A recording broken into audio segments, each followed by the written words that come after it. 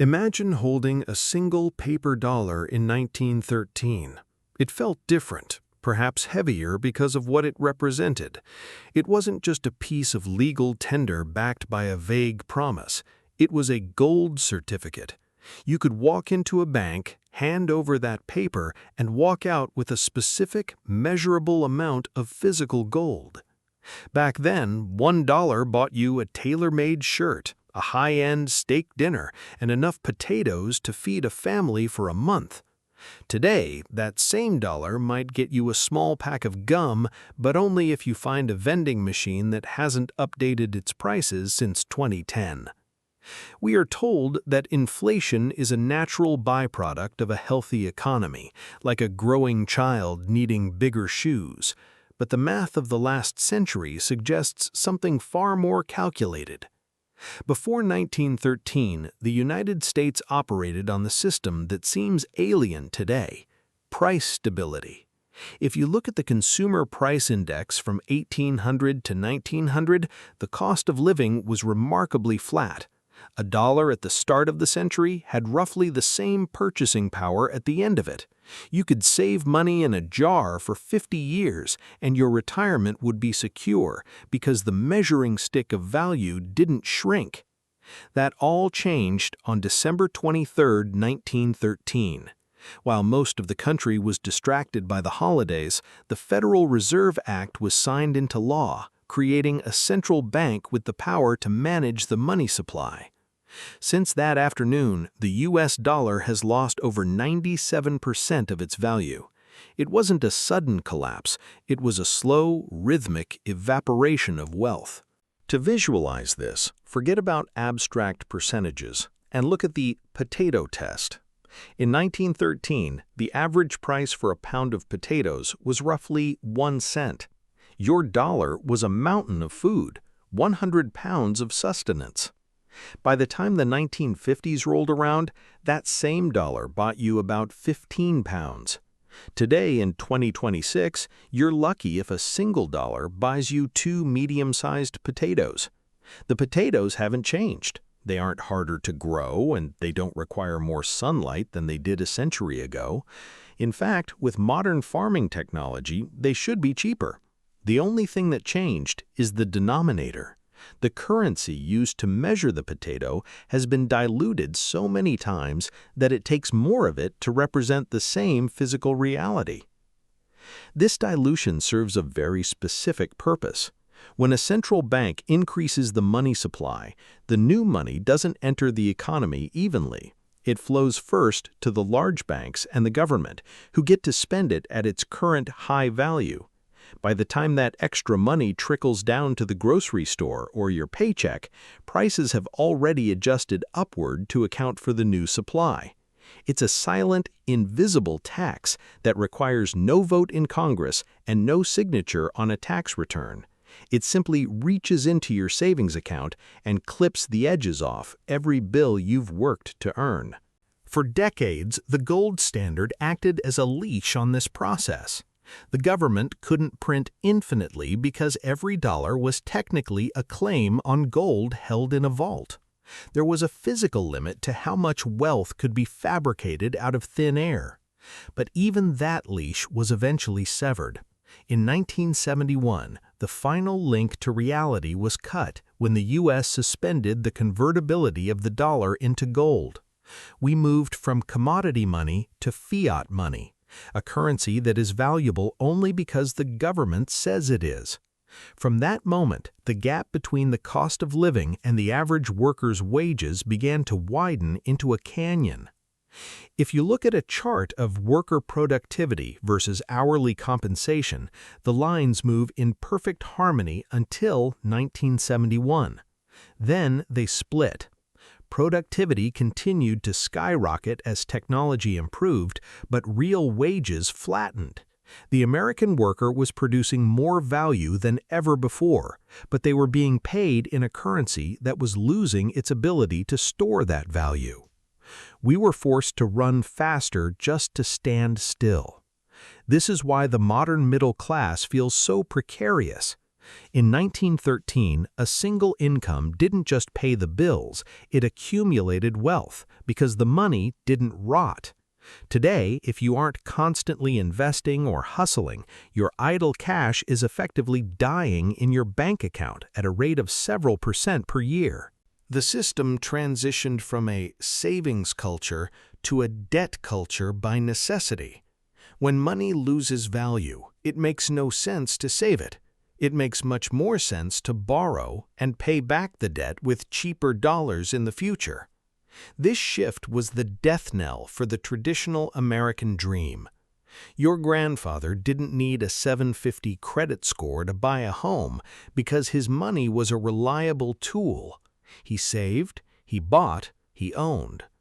Today, the average person is a tenant of the financial system, paying interest on the privilege of using a currency that is designed to fail.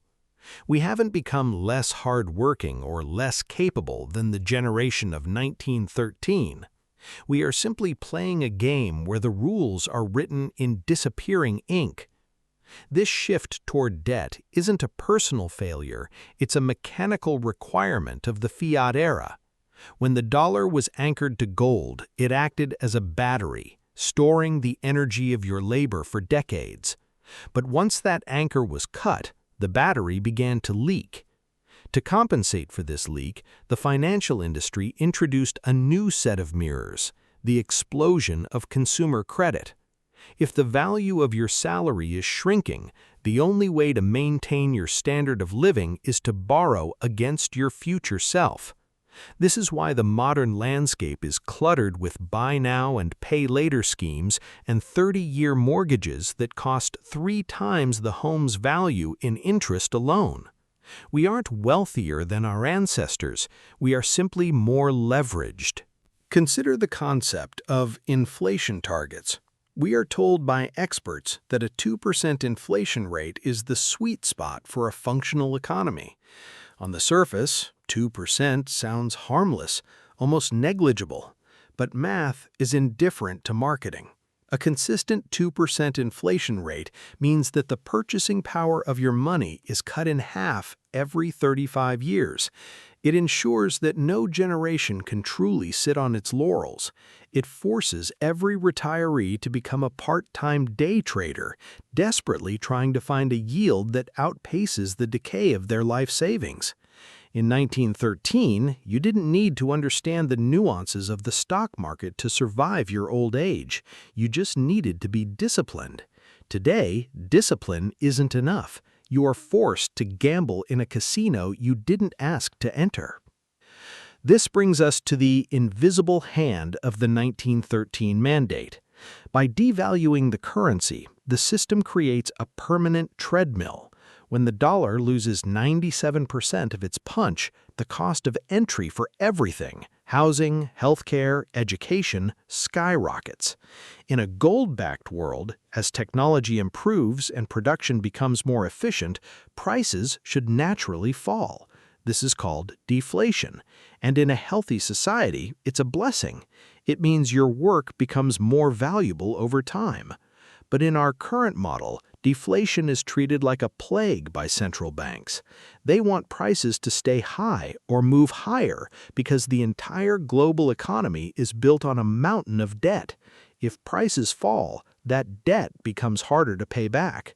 The system requires your money to die so that the debt can live. The psychological impact of this is profound. There is a specific kind of low-grade anxiety that comes from watching your all-time high salary buy fewer groceries every Tuesday. It creates a culture of short-term thinking. When money doesn't last, people don't plan for the long term. They spend. They seek immediate gratification because they subconsciously realize that their reward for waiting is a smaller slice of the pie. This is the fundamental difference between the 1913 mind and the 2026 mind. One was built on the solid rock of a hard currency. The other is built on the shifting sands of a digital ledger that can be expanded at the push of a button. The most tragic part of this story is that it has been normalized. We look at a vintage advertisement from a century ago, a brand new car for $500 or a loaf of bread for 5 cents, and we laugh at how cheap things were. But they weren't cheap. They were fairly priced. The car was expensive relative to the wages of the time, but the wages were paid in a medium that held its ground.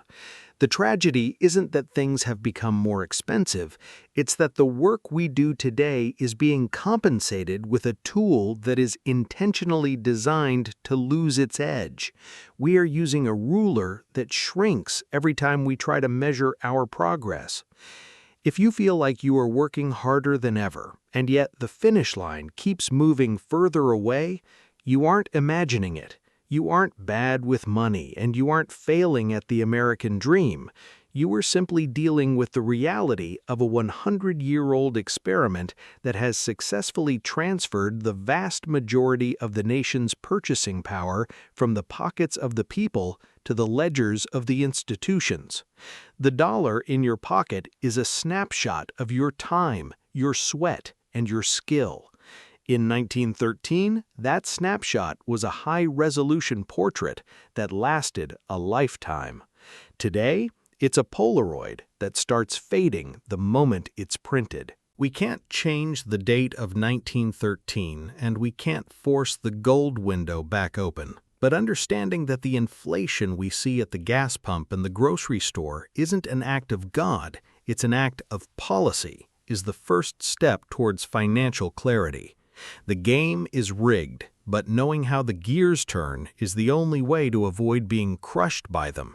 The era of the stable dollar is a ghost story we tell ourselves to feel better about the 3 cents we have left. But in the Banana Academy, we don't deal in ghost stories. We deal in the cold, hard math of how we got here. Class dismissed. Subscribe for the next deep dive into the mechanics of the world they didn't want you to understand.